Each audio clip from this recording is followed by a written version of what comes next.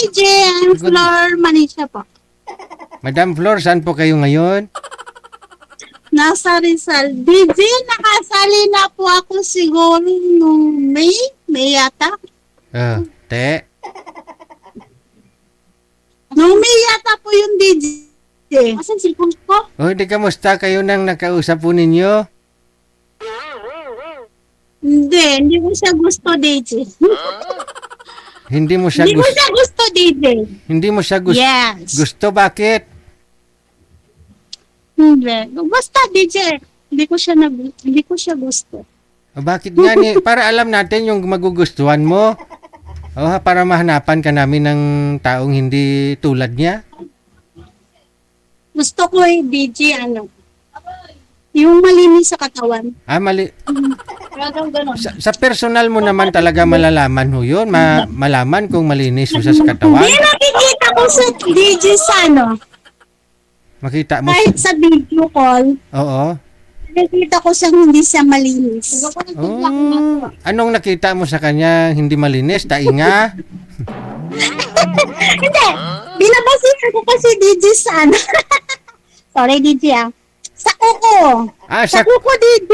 Andyan na naman tayo. Speaking of kuko. Andyan na naman tayo. Diba, DJ? Makikita mo sa kuko kung malinis niya or hindi. Kasi nga ho, depende ho yan sa trabaho ng isang tao. Mayroon ho dyan, malinis kuko nila kung mahaba. Sobrang haba nga ng kuko ng mga lalaki, malinis naman. Pero dahil minsan, sa trabaho nila. Mayroon naman ho dyan, maiksi yung kuko pero madumi. Kasi dahil sa trabaho nila. Yun lang. Bakit ho ma'am? Takot ka matitano?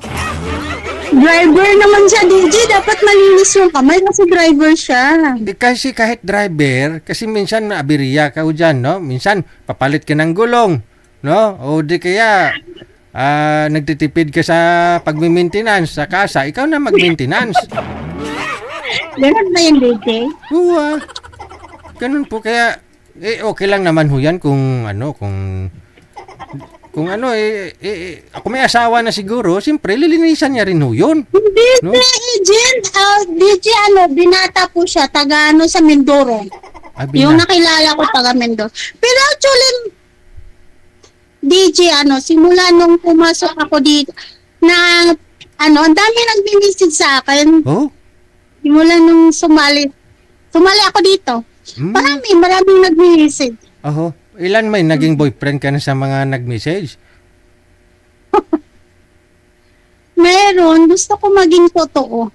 Ilan po yung naging Gusto ko maging totoo siya. ilan po yung naging boyfriend mo sa nag-PM sa'yo? Isa lang, DJ, grabe, nung May pa lang yata ako. April, isa lang. O saan na ho siya ngayon? Hindi, kasi hindi daw gusto ng anak niya Na? nga mag-asawa siya ulit. Okay. Gusto niya lang. Gusto niya yung girlfriend lang, pero ayaw ng asawa. Ayaw ng anak niya. Ilan po, ikaw ho, ilan po anak mo, ma'am? Isa lang po, DJ. Ilang taon na ho anak mo? 20 years old. Ilang taon ka na po ngayon? 47, DJ. So ilang taon po ang gusto mo sa lalaki? Pwede naman yung kasing edad ko lang, DJ. Tapos, saan na ho yung tatay ng anak mo? Sa kabilang buhay na po. Pero nagka-boyfriend ka naman na ho, no? Last week lang? Last month? Yes. Yes. Ilang years na po kayong byuda? Di po? Ilang years ka ng byuda? 1 year lang, DJ. 1 year and 3 months? Nag-aaral pa ho ba yung anak mo? Hindi, nagtrabaho na ng call center, DJ. Maganda ho yan, no? Para alam niya yung oportunidad pa na darating sa kanya, makapag-desisyon siya kung ano pang kursong gusto niya, makapag-decide talaga siya, no? Mas maganda ho yan. Okay. Yes, Ngayon po, ikaw, ano naman po pinagkakabalahan mo? School service po, DJ. Nagda-drive po kayo ng service? Remember, Nakaakyat ako dito, DJ, Nakaakyat na ako dito. Oh, yun na nga po. Pangalawa ko na to, DJ. Kaya nga may nakausap ka na hindi mo nagustuhan. So, trabaho Kasi nyo, DJ, kasi maulan dito, ano pa? ang trabaho nyo po, nagsiservice kayo sa mga estudyante. Yes, ano po ako, DJ, ngayon nag-service sa St. Mary's College. Ano pong siniservice mo? Pick up? Mga estudyante, DJ. Anong sasakyan? Pick up o tricycle? Van. Van. Oh. School service. School service, yung dilaw. Yes. Oh, ikaw mismo yung nagmamaniho noon. Pa? Ikaw po mismo yung nagmamaniho. No, may driver pa ako, DJ. Bali ikaw yung nag-assist, malalay sa mga Yes. estudyante, akyat taas, Yes. baba, no? Yes, DJ. Okay, sige. Hanapan po kita ng ng lalaking malinis. DJ, yung gusto ko yun naman yung yung, alam mo yun, yung, Ano? gusto ko, wala naman akong iba, wala naman akong inano, gusto ko lang yung malinis. Ah. Ayoko yung madaling salita, ayoko ng dugyot. Okay. No problem, Oh. Sige. Oh. Thank you, DJ. Bye-bye. Tatawagan ka po namin kapag mayroon na. Yeah. There you have it. Si Miss Flor Di Lina, no?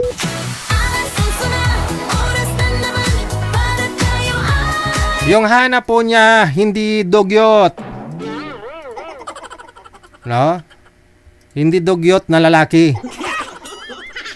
Doon mo daw kasi makikita sa kuko ng lalaki kung dugyot siya. Kung malinis siya.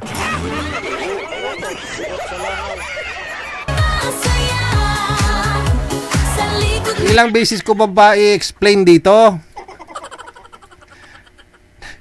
Na kapag magpa-line up kayo, yung hinihingi lang po namin, pangalan, edad, saka lugar lang po. Hindi na po kami humingi ng picture. No? Hindi. Yung iba po nagsisend, no? Pero hindi namin hinihingi po yun. Pangalan, edad, saka lugar lang po ang hinihingi namin, no? Oh.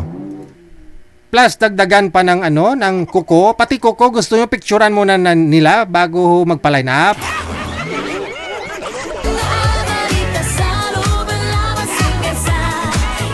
Para ho pag maibigay namin sa inyo, pasado. No? Pati kuko. Oo nga naman, doon mo kasi makikita po kung malinis talaga yung tao sa kuko. Sa kuko, di ba? Pero dahil nga po yung trabaho, paano kung construction worker ka? Pagod ka na sa trabaho, sa pagpapalitada. Di ba? Kahit may gloves yan, tatagos pa rin yung mga simento dyan eh. Maglilinis ka pa ba? Mapapasma ka nun. Paano kung malawak, malapad masyado po yung farm mo? Oh. Siyempre, kung may mga ka ho doon, may mga nahulog na prutas, no? Nadaputin mo, minsan makakakuha ka ng lupa.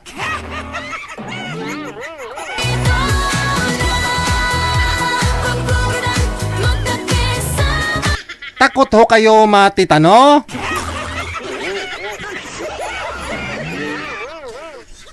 Simple lang naman.